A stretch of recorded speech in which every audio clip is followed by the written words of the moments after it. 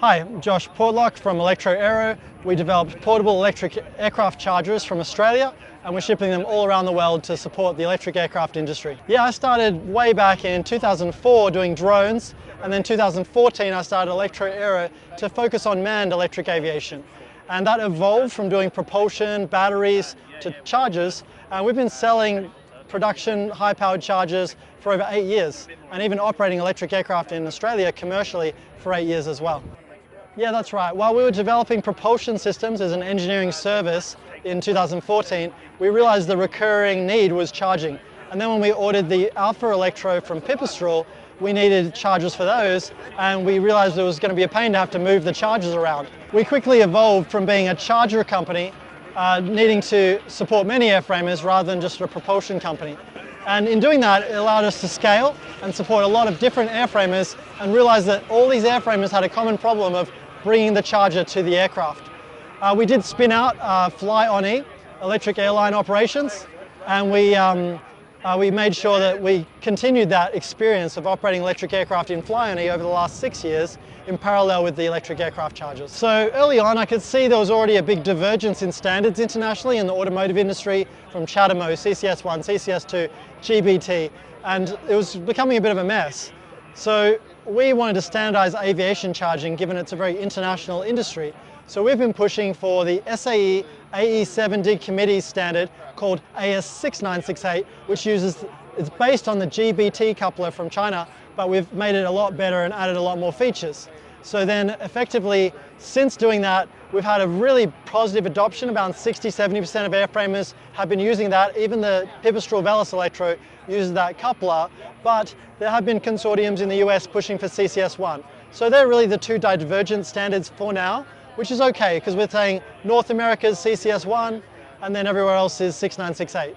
That's the current thought. If you look at the slide on our standards comparing CCS1, 2, and GBT, the 6968 standard leverages all the benefits of GBT and not the weaknesses of CCS1 and 2 with the AC coupler at the top and the lock mechanisms being in the aircraft and all those extra weight and complexity.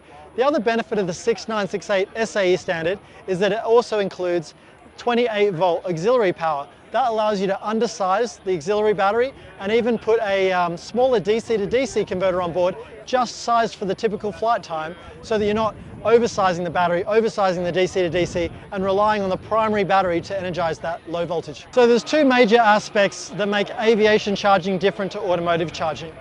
In aviation, you've got these 20 to 50 foot wingspans, and you don't want to have to pull them up next to a stationary charger like a car charger. So it's all about cable management.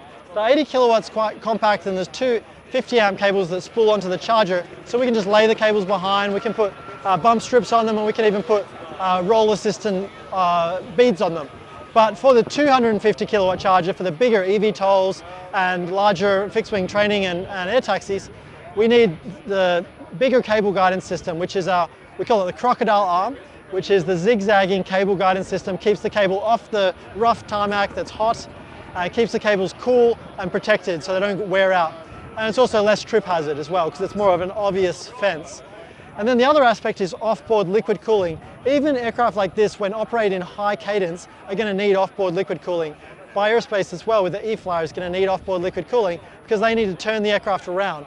For personal ownership, you don't mind slow charging. You can charge with 40 kilowatts instead of 80, and then you don't need off-board cooling. But when you try and charge an 80 or so kilowatt hour battery at 80 kilowatts in a 35+ degree ambient day, you want to cool that battery back down, so during the flight it's not going to get too hot, and then you can cool it back down and have that cycle between the sort of sweet spot of 15 to 40 degrees.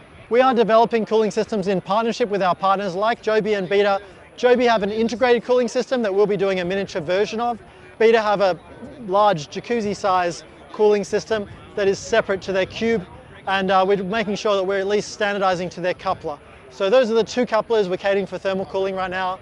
They're both SAE AE7D committee standards, so we've at least converged on standardizing fluids and flow rates and pressures so that the fluid reservoirs and cooling systems can be the same, it's just the couplers will be different. Joby will have the integrated coupler, Beta and everyone else will have the separate coupler. So with Mosaic, we're at a turning point for electric aviation in America. We've already had light sport electric aircraft commercialization regulations in Australia for over 8 years. So we've had a huge head start with the pipistrels, but they're too small for navigation flights. The Alpha Electro has been fine for ab initio flights and introductory flights, but with only a 40 or so minute endurance, it's really not enough for navigation flights to and from different airports. So practically we want to move to things like the Aerospace E-Flyer with over 2 hours of endurance for those navigation flights. And for that you need fast charging and off-board liquid cooling. So I think the regulations, Mosaic especially, is going to really fast track electric fixed wing for now and VTOL aircraft into commercialization.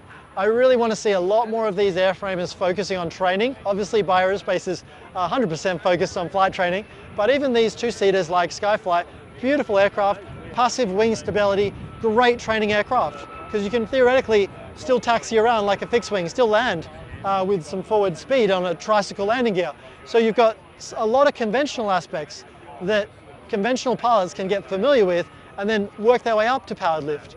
And they don't have to take off powered lift, they don't have to land powered lift, but once there's enough confidence in the fixed wing operations, they can come back down to those vertical takeoff and landings. Yeah, I really appreciate the great work you're doing for the industry, Ken, and covering this stuff. So we'd love to share our knowledge through these channels.